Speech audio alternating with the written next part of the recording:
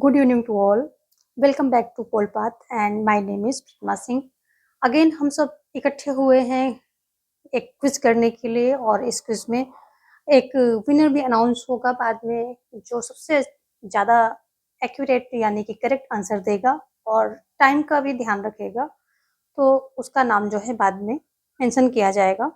और कल जैसे हार्दिक ने ये बाजी मारी थी, परसों आकांक्षा ने मारी थी, उसके पहले स्वाति जो है रही, तो अलग-अलग दिन अलग-अलग लोग बाजी मार रहे हैं। आज देखें कि कौन इस बाजी को मारता है, कौन जीतता है। यहाँ जीत-हार की बात नहीं, बात आपकी प्रैक्टिस की है और आपका एक कॉन्संट्रेट क्रिएट करने की, क्योंकि जब हम कोई गोल होता है हमारे सामने, एक ऑब्जेक्टिव होता है यानी कि रिसेंट गोल जिसको बोलते हैं, उसे ऑब्जेक्टिव बोल सकते हैं, तो हम ज़्यादा कॉन्संट्रेटेड वहाँ पर होते हैं। तो यदि आपको तुरंत वहाँ पर यानी कि कुछ रिजल्ट मिल रहा है, तुरंत कुछ विदिन फ्यू मिनट, तो आप ज़्यादा कॉन्संट्रेट रहेंगे। तो इसलिए ये एक तरीका है पढ़ाई का कि तुरंत अगर हमें कुछ रिजल्ट मिल रहा है तो हम ज़्यादा कॉन्संट्रेटेड रहते हैं। तो इसलिए मैं ये क्विज कराने का सोचा ताकि आपके जो है आपका 100% कंसंट्रेशन वहाँ मैं अचीव कर पाऊँ, यानी कि आप लोगों का कंसंट्रेशन वहाँ पर बना रहे, ठीक है।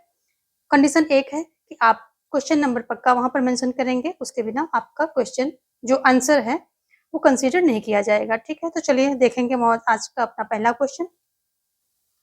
तो आज का पहला क्वेश्चन क्या है, which one of the following describes administration as the organisation and direction of women and material resources to achieve desired ends. निम्नलिखित में कौन प्रशासन को वांछित लक्ष्यों को प्राप्त करने के लिए मानव और भौतिक संसाधनों के संगठन और दिशा के रूप में वर्णित करता है।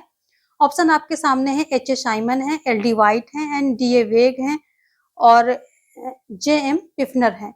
तो ऐसा करने वाले जो है पिफनर महोदय हैं, ठीक है। ऑप्शन डी आपका यहाँ पर राइट हो जाएगा, पिफनर महोदय ने ऐसा जो है कहा है। और जितने भी लोग अभी तक जुड़ पाए हैं तो वो सभी क्या करेंगे, क्लास को शेयर कर देंगे ताकि और भी लोग आपके साथ आकर के जुड़ें और कंपटीशन जो है थोड़ा सा अच्छा होना चाहिए। तो जितनी अधिक लोगों संख्या में लोग जुड़ेंगे उतना अच्छा ये रहेगा। चलिए देखेंगे और सभी लोग लाइक कर देंगे, क्लास से जुड़ते ही लाइक कर दिया करें, ठीक है। चलिए देखेंगे नेक्स्ट क्वेश्चन।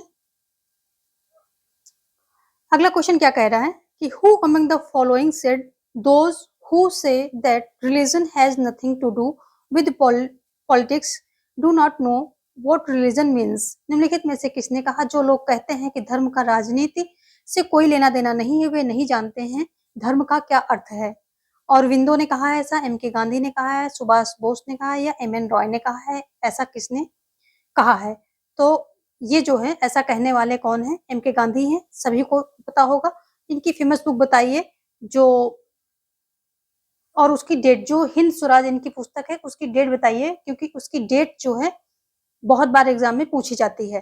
तो आप सभी मुझे इनकी जो आत्मकथा है उसका नाम और जो हिंद स्वराज है उस पुस्तक की डेट का नाम, मतलब डेट कब ये पब्लिश हुई थी, है ना। तो ये दोनों चीजें आप मुझे बताएंगे। चलिए देखेंगे कमेंट सेक्शन, यहाँ पर नहीं, और लाइव क्लासेस में नहीं, कमेंट सेक्शन में बताएंगे ताकि फिर जब मैं फ्री हूँ तो आपके कमेंट सारे कमेंट्स में देख सकूं, ठीक है। और ये लाइव जो कमेंट्स होते हैं वो तो लैप्स हो जाते हैं, सारे गायब हो जाते हैं, तो यहाँ पर नहीं देना है, कमेंट सेक्शन में देना है, ठीक है। चैट में नहीं करना है, चैट बॉक्स में नहीं देना है, इसको कमेंट बॉक्स में देना है, ओके। क्वेश्चन नंबर 3 देखेंगे, द ब्लॉक वोट सिस्टम, ठीक है। Block vote system is also known as, जो ब्लॉक वोट सिस्टम है उसको किस रूप में और भी उसका दूसरे किस रूप में जाना जाता है, यानी कि उसका दूसरा नाम क्या है। First pass the post system, या लिमिटेड वोट सिस्टम यानी सीमित वोट प्रणाली, या प्रोपोर्शनल रिप्रेजेंटेशन अनुपातिक प्रतिनिधित्व, या फिर लिस्ट सिस्टम यानी कि सूची प्रणाली। तो जो ब्लॉक वोट सिस्टम है ये क्या होता है, ये first pass the post system के नाम से जाना जाता है। और first pass the post system होता क्या है कि जैसे एक कॉन्स्टिट्यूंसी से 4 लोग खड़े हुए हैं, किसी को मतलब किसी को 40% वोट मिला है, किसी को 49 मिला है और किसी को 46 मिला है, और तो और किसी को 45 मिला है, ऐसे करके मिला है। तो लेकिन जिसको जो है 46 मिला है, जिसको 46 मिला है, तो और 45 भी किसी को मिला है, सिर्फ 1% पीछे है और उसके नीचे भी हैं, लेकिन जो सबसे ज्यादा जिसने वोट पाए हैं तो वही एक विनर घोषित कर दिया जाएगा। बाकी जितने वोट जिसको मिले हैं वो सब सारे बेकार चले जाएंगे, उनका कोई यूज नहीं है, उससे कोई किसी को सीट नहीं मिलेगी। ठीक है, जबकि जो सूची प्रणाली होती है उसमें क्या होता है, परसेंटेज के अकॉर्डिंग जो है उस दल को सीट मिल जाती है, कहाँ, संसद में, पार्लियामेंट में। तो वहां पर क्या मिल जाती है, सीट मिल जाती है। But first pass the post system में जो विनर है, चाहे वो एक ही वोट से विनर हो जाए, ठीक है, जो विनर है जिसके पास प्लुरलिटी है उस पे बेसिस होता है, यानी कि प्लुरलिटी जो है इसका मेन कॉन्सेप्ट होता है, जिसके पास सबसे ज्यादा वही जीत गया। चलिए देखेंगे नेक्स्ट क्वेश्चन। जो इलेक्टोरल सिस्टम है उस पर हमने वीडियो डाल रखी है, उसको आप लोग देख लेंगे तो आपका इलेक्टोरल सिस्टम से कभी भी कोई क्वेश्चन जो है गलत नहीं होगा। ठीक है, और कोर्स वीडियो में जाकर के ये देखना है, जो कोर्स वीडियोस की प्लेलिस्ट लगी है उसमें देखना है। अगला क्वेश्चन क्या कह रहा है, who among the following said we can not set our values in the way we remove our coats. निम्नलिखित में से किसने कहा जिस तरह हम अपने कोट हटाते हैं यानी उतारते हैं, हम अपने मूल्यों को नहीं छोड़ सकते हैं। किसने कहा है, पीटर लॉसलेट ने कहा है, डेविड ईस्टन ने कहा है, और या इजाया बर्लिन ने कहा है, या रॉबर्ट डाहल ने कहा है ऐसा। तो ऐसा कहने वाले जो हैं कौन है, ऐसा कहने वाले आपके जो है डेविड ईस्टन महोदय हैं, इन्होंने ही ऐसा बोला है। ठीक है, ऑप्शन जो है बी यहाँ पर राइट हो जाएगा। और जहाँ इनकी अगर पुस्तक की बात करें तो द पॉलिटिकल सिस्टम, ये इनकी पुस्तक है, और सिस्टम अप्रोच पर इन्होंने काम किया है। ठीक है, और बिहेवियरलिज्म यानी और व्यवहारवाद यानी कि और क्या, पोस्ट बिहेवियरलिज्म यानी कि उत्तर व्यवहारवाद, इन सब पे भी इन्होंने बहुत काम किया है। इसके साथ भी इनका जो है नाम जुड़ा हुआ है। तो इसी में ये कहते हैं कि मूल्यों का पहले क्या था कि जो इससे पहले के अप्रोच थे, व्यवहारवाद, पोस्ट व्यवहारवाद के पहले के अप्रोच थे, उसमें मूल्यों को वैल्यू नहीं दी गई थी, लेकिन इन्होंने फिर उसमें मूल्यों को भी रखा था। तो ये जो हमने बिहेवियरल डेविड ईस्टन से संबंधित कुछ क्वेश्चंस कराए हैं, कुछ टॉपिक दिए हैं, तो उसमें हमने ये सारी बातें बता रखी है, आप उसे देखें और कॉन्सेप्ट को क्लियर करें। तो ये डेविड ईस्टन हो जाएगा आपका बी। ठीक है, देखेंगे नेक्स्ट क्वेश्चन 5 क्या कह रहा है कि who among the following has describe India as weak strong state, weak strong state. ठीक है, किसने कहा है, निम्नलिखित में से किसने भारत को कमजोर मजबूत राज्य के रूप में वर्णित किया है, किसने किया है, तो ये क्या है, लॉयड और सुसान रूडोल्फ, दूसरा क्या है, गुन्नार मिर्डल, तीसरा है रजनी कोठारी, और केशी वियर। किसने कहा है, तो ये जो है कमजोर मजबूत राज्य कहते हैं, या फिर इसको एक मृदु राज्य। ठीक है, मृदु राज्य, दूसरा एक इस तरह से पूछ सकते हैं, और दूसरा क्या होता है, ये मृदु राज्य। इसको मैंने करा रखा आपको कई बार, पर ये टर्म नया देखा तो इसको भी मैंने डाल दिया। इसको मृदु राज्य की तरह भी पूछ सकते हैं कि मृदु राज्य किसने कहा है, तो गुन्नार मिर्डल, ऑप्शन बी आपका सही हो जाएगा। ठीक है, रजनी कोठारी की जो है फेमस पुस्तक आप बताएंगे, और इन्होंने कांग्रेस सिस्टम की बात की थी, तो कांग्रेस सिस्टम किस चीज को इन्होंने कहा था, कांग्रेस सिस्टम क्या था। ठीक है, कांग्रेस सिस्टम किस व्यवस्था को या किस टाइम को, किस ड्यूरेशन को इन्होंने कांग्रेस सिस्टम कहा था। केसी वेयर हमारे संघवाद को किस नाम से कहते हैं, ये सारे फेमस चीजें हैं, बार बार आती हैं। तो केसी वेयर क्या है, चलिए आप ये सभी जो है कमेंट में करेंगे, और आपको नहीं आ रहा है तो आप वहीं पर पूछेंगे, हम आपको बताएंगे, कमेंट सेक्शन में ही पूछेंगे। ठीक है, केसी वेयर के बारे में, रजनी कोठारी के बारे में आप हमें बताएंगे। नहीं आ रहा है तो आप बताइए कि मैम आप मुझे इसका कमेंट में छोड़िए कि मैम आप इसका मुझे आंसर दीजिए, तो मैं दूंगी। ओके, चलिए आगे देखेंगे। अभी फिलहाल आप ट्राई करें, जितना आप अपने दिमाग की एक्सरसाइज करेंगे उतना कॉन्सेप्ट क्लियर होंगे और चीजें आपको लर्न रहेंगी। ठीक है, आगे देखेंगे। Who has called India democratic developmental state. Bharat को एक लोकतांत्रिक विकासात्मक राज्य किसने कहा है, पॉल ब्रॉस कहने वाले हैं, या जेम्स मनोर कहने वाले हैं, या फिर जो क्रिस्टोफर जेफर लॉट, ये इन्होंने ऐसा बोला है, या अतुल कोहली जी ने ऐसा बोला है। तो भारत को एक लोकतांत्रिक विकासात्मक राज्य कहने वाले कौन से हैं, जेम्स मेनोर हैं। ऑप्शन बी यहाँ पर जो है राइट हो जाएगा क्वेश्चन नंबर 6 का। ठीक है, ये यहाँ पर राइट हो जाएगा। देखेंगे नेक्स्ट क्वेश्चन। अभी जो है अतुल कोहली के बारे में आपको क्या पता है वो आप लिखेंगे यहाँ पर, अतुल कोहली। ठीक है, इनके बारे में आपको जो भी पता है वो लिखेंगे। ठीक है, और सभी जो है क्लास को शेयर कर देंगे ताकि और लोग जुड़ सकें।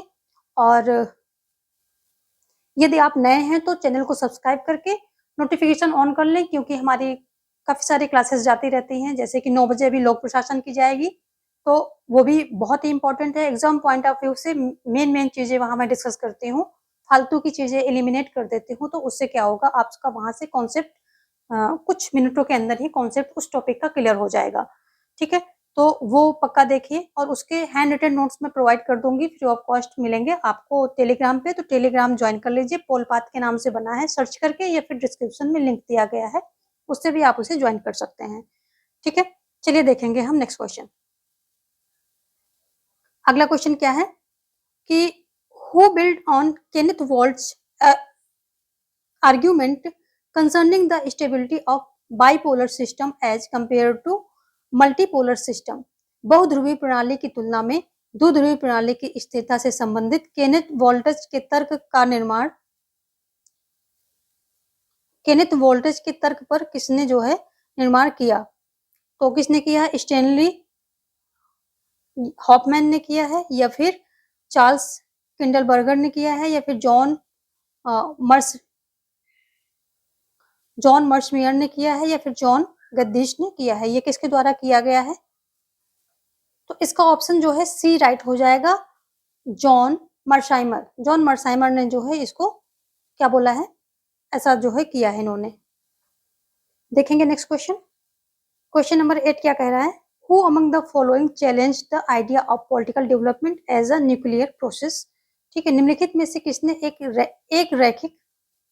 एक रैखिक प्रक्रिया के रूप में राजनीतिक विकास के विचार को चुनौती दी है? तो किसने दी है? सिल्स ने दी है, हंटिंगटन ने दी है, या फिर ऑलमंड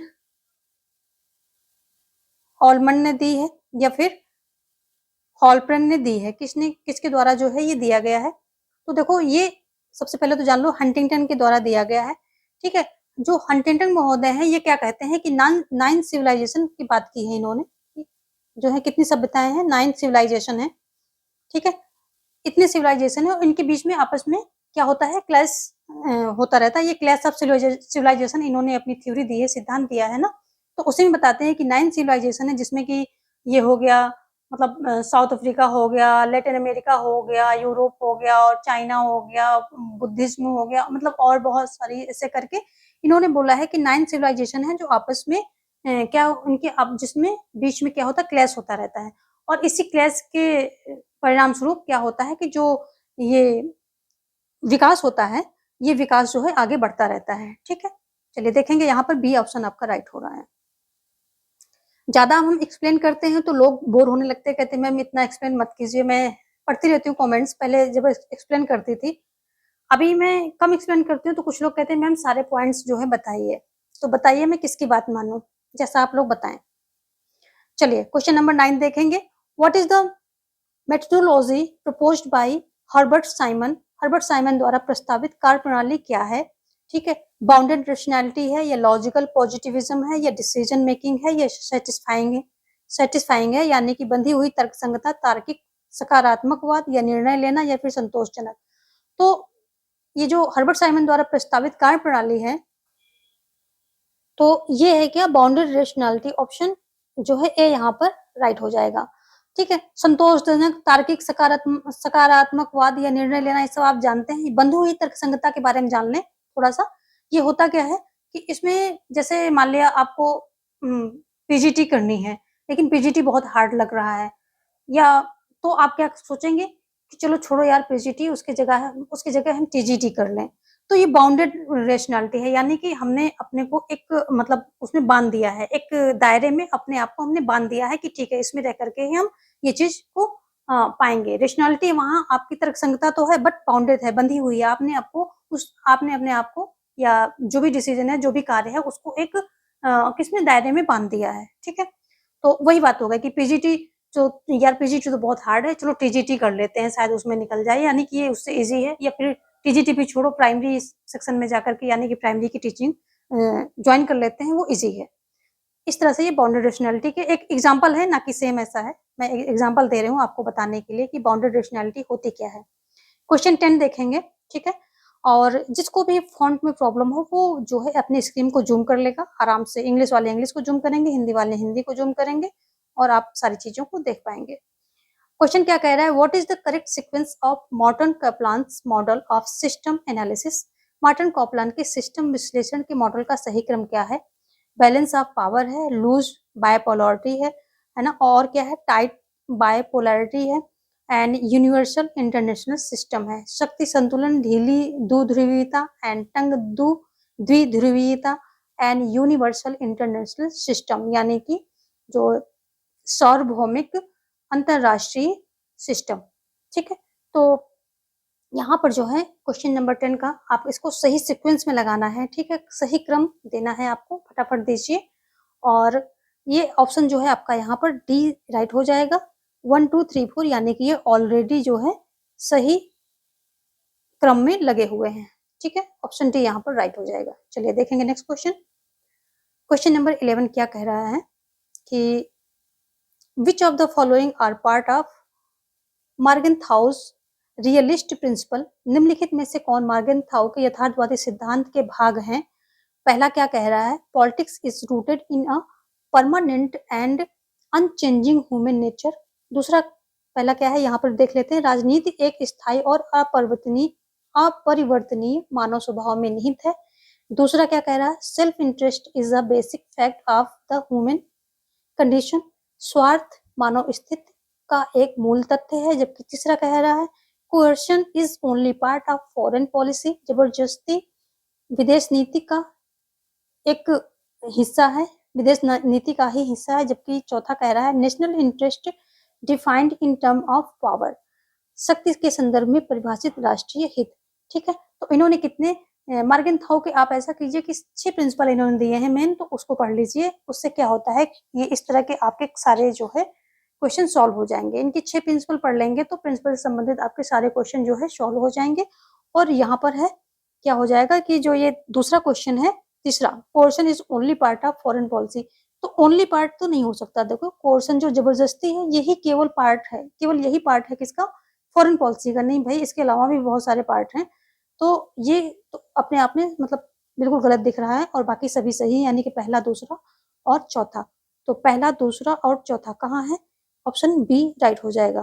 पहला, दूसरा एंड चौथा आर करेक्ट, तो यही ऑप्शन बी आपका जो है राइट हो जाएगा। ठीक है, देखेंगे अब हम अगला क्वेश्चन, यानी कि question number 12। When did Mahatma Gandhi give the call for quit India movement? इसकी डेट इंपॉर्टेंट है इसलिए ये क्वेश्चन रखा है। महात्मा गांधी ने भारत छोड़ो आंदोलन का आह्वान कब किया था? ठीक है, अगस्त 10 1940, अगस्त 15 1941, या अगस्त 8 1941, या अगस्त 15 1953। तो देखो ये अगस्त 8 में 8 अगस्त 1942 को जो है इन्होंने आह्वान किया था। तो इसका राइट आंसर जो क्वेश्चन नंबर 12 है, इसका राइट आंसर हो जाएगा 8 अगस्त 1942, यानी कि सी। ठीक है, ये जो है आंसर आपका राइट हो जाएगा। क्वेश्चन 13 क्या कह रहा है, 13 number, contemporary political science gives prominence to, समकालीन राजनीति विज्ञान किसको प्रमुखता देता है? देखो समकालीन की बात हो रही है तो वर्ड्स पे पक्का ध्यान देना है, सारे वर्ड्स। ठीक है, इंपीरिकल अप्रोच यानी कि अनुभवजन्य दृष्टिकोण, हिस्टोरिकल अप्रोच यानी कि ऐतिहासिक दृष्टिकोण, और इंस्टीट्यूशनल अप्रोच यानी कि संस्थागत दृष्टिकोण, और मॉडर्न अप्रोच यानी कि आधुनिक दृष्टिकोण। तो जो समकालीन राजनीति विज्ञान है, देखो संस्थागत को देखा नहीं है तो क्लासिकल है, और ऐतिहासिक भी ये भी पुराना है, और आधुनिक दृष्टिकोण तो आधुनिक दृष्टिकोण भी है, बट जो कंटेम्प्रेरी पॉलिटिकल साइंस है ये सबसे ज्यादा प्रमुखता यानी कि प्रोमिनेंस किसको देता है, जो इंपीरियल अप्रोच है इसको देता है। ठीक है, क्वेश्चन को अगर ध्यान से आप पढ़ेंगे तो आंसर आपको ज्यादा से ज्यादा मिल ही जाएंगे। बस ये है कि पढ़ते समय भी उतना ध्यान दीजिए वर्ड्स पे, और टेस्ट में भी उतना ही कॉन्सेंट्रेट रखिए एक एक वर्ड पे, एक एक शब्द की मीनिंग पर। ठीक है, कुछ भी हार्ड नहीं होता है, कुछ भी टफ नहीं होता यदि आपने पढ़ा है ध्यान से तो। चलिए देखेंगे नेक्स्ट क्वेश्चन। अगला क्वेश्चन क्या कह रहा है कि the structural functional and the input output approach have been derived from, derived मतलब लिया गया है, कहाँ से लिया गया है, संरचनात्मक, कार्यात्मक और इनपुट आउटपुट दृष्टिकोण किससे प्राप्त किए गए हैं, यहाँ पर से हो जाएगा बल्कि किससे हो जाएगा, ठीक है, किससे या कहाँ से प्राप्त किए गए हैं। The general system theory approach, सामान्य प्रणाली सिद्धांत दृष्टिकोण से। द पॉलिटिकल साइमुलेशन अप्रोच, राजनीतिक अनुकरण दृष्टिकोण। या फिर जो है क्या है, ऑप्शन सी है द क्वांटिटेटिव अप्रोच यानी कि मात्रात्मक दृष्टिकोण। या फिर डी क्या है, सोशियोलॉजिकल अप्रोच यानी कि समाजशास्त्री दृष्टिकोण। तो जो क्वेश्चन नंबर 14 है इसका राइट आंसर जो है आप सभी फटाफट दे दीजिए, मेरे आंसर देने से पहले आप जो है इसका आंसर कीजिए। तो ये यहाँ पर जो है ऑप्शन ए राइट हो जाएगा, the general system theory approach, सामान्य प्रणाली सिद्धांत दृष्टिकोण, ठीक है। और जो इनका संरचनात्मक कार्यात्मक जो ये है दृष्टिकोण है इसका, ये आमंड, एक्चुअली इसको आप थोड़ा सा शॉर्ट में समझने की कोशिश कीजिए कि जो आमंड व पावेल द्वारा संरचनात्मक प्रकारात्मक ये अनुप्रयोग था इनका, वो ईस्टर्न की राजनीतिक व्यवस्था ढांचे का अनुप्रयोग था, यानी कि उसी पर इन्होंने दिया था, यानी कि उसको इम्प्रूवमेंट करके उसमें इम्प्रूवमेंट ला करके दिया था, ठीक है। इन्होंने जो ईस्टर्न के आगत निर्गत विश्लेषण को अधूरा माना और ये कहा कि ये अधूरा है, और उसी को जो है उसी पर और ज्यादा काम करते हुए इन्होंने अपना जो है संरचनात्मक प्रकारात्मक का अनुप्रयोग किया था, ठीक है। तो ये एक प्रकार से ये भी आ सकता है कि आमंड व पावेल द्वारा संरचनात्मक प्रकारात्मक का अनुप्रयोग जो है किसका अनुप्रयोग था, यानी कि किसके अनुप्रयोग को और इम्प्रोवाइज करने के लिए और उसमें इम्प्रूवमेंट लाने के लिए इन्होंने ये किया था। तो वो आंसर हो जाएगा डेविड ईस्टन, ठीक है। तो दो तरह से कई तरह से आंसर बन सकता है, इसलिए कहती हूँ कि एक कॉन्सेप्ट को आप जो है क्लियर कर लेंगे तो उससे फिर आपके सारे आंसर क्लियर होते चले जाएंगे। तो इनका संरचनात्मक प्रकार जो कार्यात्मक था वो डेविड ईस्टन के आगत निर्गत का एक इम्प्रोवाइज जो है फॉर्मूला था, इम्प्रोवाइज उसमें इम्प्रूवमेंट करके इन्होंने दिया था, और इन्होंने जो है डेविड ईस्टन के आगत निर्गत को क्या बोला था, ये अधूरा है। चलिए देखेंगे, इन शॉर्ट में इतना ही समझा सकते हैं, बाकी आपको पूरा कॉन्सेप्ट जो है जो हमारी क्लासेस हैं उसमें मिल जाएगा, वीडियोस जो अपलोडेड हमने डाले हैं उसमें मिल जाएगा, ठीक है। क्वेश्चन नंबर 15 क्या कह रहा है, India is holding task with ASEAN to extend which highway to Vietnam, Bharat किस राजमार्ग को वियतनाम तक विस्तारित करने के लिए आसियान के साथ बातचीत कर रहा है। तो India Myanmar Bangladesh, Bharat Myanmar Bangladesh, या इंडिया म्यांमार चाइना, या इंडिया म्यांमार कोरिया, या फिर इंडिया म्यांमार एंड थाईलैंड। तो नो डाउट ये डी ऑप्शन यहाँ पर सही हो जाएगा। अभी G20 में का जो हमने क्लास दी थी उसमें भी हमने इस पर चर्चा की थी पूरा, ठीक है। तो इंडिया म्यांमार एंड थाईलैंड ये राइट आंसर हो जाएगा यहाँ पर। चलिए देखेंगे नेक्स्ट क्वेश्चन। अगला क्वेश्चन क्या कह रहा है कि liberalism as a developed ideology was a product of, एक विकसित विचारधारा के रूप में उदारवाद किसका उत्पाद है, यानी कि उदारवाद जो है किसका उत्पाद है। ब्रेकडाउन ऑफ फ्यूडलिज्म यानी कि सामंतवाद का टूटना, ठीक है। फिर वीकेंड मोनार्की यानी कमजोर राजशाही, फिर क्या है वीकेंड क्या है चर्च यानी कमजोर चर्च, और क्या है ग्रोइंग इंडस्ट्रियलाइजेशन यानी कि बढ़ता औद्योगिकीकरण। तो ये तो नहीं होगा क्योंकि ये उदारवाद जो है औद्योगिकरण ये लगभग साथ साथ आप कह सकते हैं कि ग्रो हुए हैं, तो ये तो पहले ही कट जाएगा। और वीकेंड चर्च जो क्या होगा, नहीं हो सकता। वीकेंड मोनार्ची की वजह से, कमजोर राजशाही की वजह से, तो ऐसा भी नहीं। जो ब्रेकडाउन ऑफ फ्यूडलिज्म यानी कि सामंतवाद का टूटना, ये जो है राइट आंसर आपका हो जाएगा, ऑप्शन ए यहाँ पर राइट हो जाएगा, ठीक है। देखेंगे हम 17 क्वेश्चन क्या कह रहा है, which one of the following ideologies is premised on the belief that established features of society have crumbled and its political doctrines have become irrelevant, ठीक है। निम्नलिखित में से कौन सी विचारधारा इस विश्वास पर आधारित है कि समाज की स्थापित विशेषताएं चरमरा गई हैं और इसके राजनीतिक सिद्धांत अप्रासंगिक हो गए हैं। तो ये क्या है, मॉडर्निज्म, या फिर पोस्ट मॉडर्निज्म, या फिर मार्क्सिज्म, या फिर फाउंडेशनलिज्म यानी कि आधुनिकता, उत्तर आधुनिकता, मार्क्सवाद या न्यूवाद, ठीक है। क्वेश्चन नंबर 17 का जो है आप जो है राइट आंसर देंगे, तो जो पोस्ट मॉडर्निज्म होगा ये इसका जो है राइट आंसर हो जाएगा बी, उत्तर आधुनिकता। नेक्स्ट क्वेश्चन देखेंगे, Who from among the following believed that negative liberty is superior to positive liberty? निम्नलिखित में से किसका यह विश्वास था कि नकारात्मक स्वतंत्रता सकारात्मक स्वतंत्रता से श्रेष्ठ है? ऑप्शन है आपके सामने, जेम्स मिल, आइज़िया बर्लिन और T H. Green and Ernest Parker. तो कौन है यहाँ पर वो आपको बताना है। तो ये बेशक जो है ये जो आइजैक बर्लिन थे इनका था, ठीक है। इनका ये कहना था कि नकारात्मक स्वतंत्रता सकारात्मक स्वतंत्रता से श्रेष्ठ है। देखेंगे नेक्स्ट क्वेश्चन। अगला क्वेश्चन क्या कह रहा है कि what is Mill's main objection to the silencing और सप्रेशन ऑफ एन ओपिनियन? एक राय को चुप कराने या दबाने पर मिल की मुख्य आपत्ति क्या है? ऑप्शन है आपके सामने, जो मेन आपत्ति है वो क्या है? ए है the opinion might be true, राय सच हो सकती है। दूसरा बी क्या कह रहा है कि there is a high probability that the opinion is true, एक उच्च संभावना है कि राय सच है। जबकि सी कह रहा है the person whose opinion is suppressed is harmed, जिस व्यक्ति की राय दबाई जाती है उसे नुकसान होता है। जबकि डी कह रहा है a competition of opinion is good for humanity, राय की प्रतिस्पर्धा मानव के लिए अच्छी है।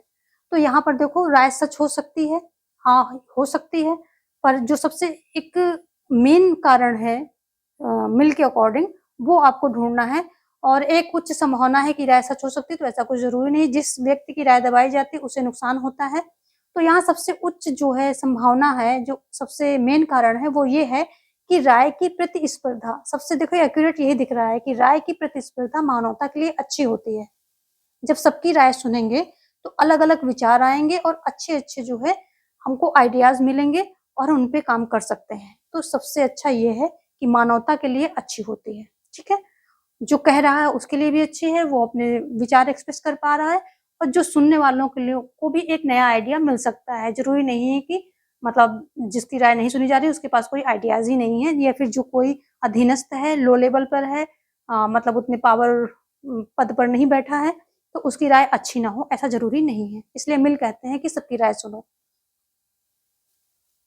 So this is all about for today's session, and please do like, share and subscribe this channel, and thanks for watching. Have a great life. Jai Hind, Jai Bharat.